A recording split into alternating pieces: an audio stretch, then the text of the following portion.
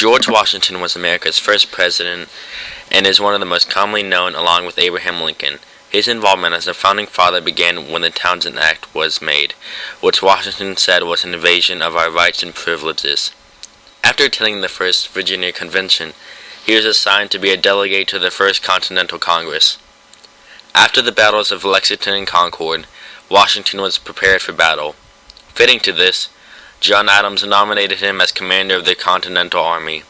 His three tasks were to fight the British, train soldiers, and to represent the Revolution. During the Revolution, Washington had many victories and defeats.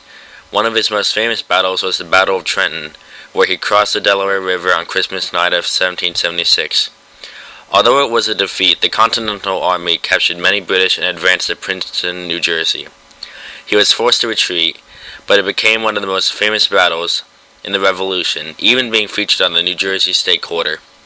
The battle that won him the war was the victory at Yorktown, Virginia. After the war, Washington helped in the drafting of the United States Constitution.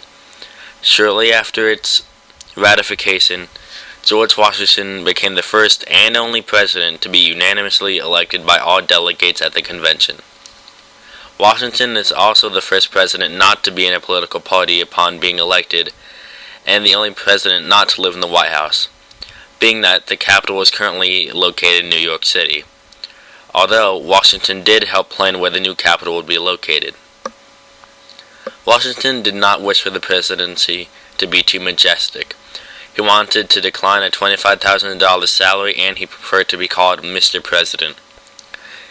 He established one of the best cabinets in history, consisting of Thomas Jefferson as his Secretary of State, Alexander Hamilton as his treasurer, who is featured on the $10 bill, Henry Knox as his Secretary of War, and lastly Edmund Randolph as his Attorney General.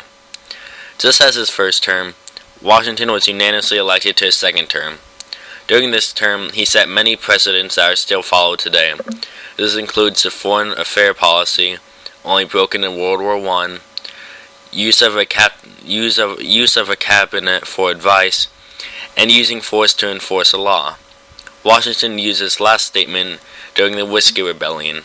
The Whiskey Rebellion was a protest in Pennsylvania against taxes set by Alexander Hamilton to help lower the national debt.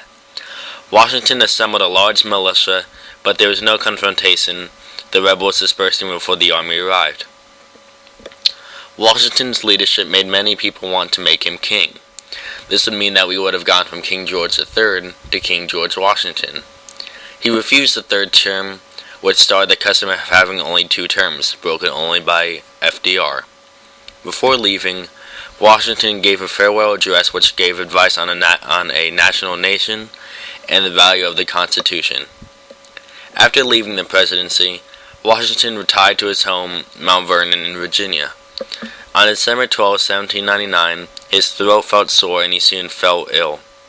He died 2 days later on December 14th. His last words were, "'Tis well."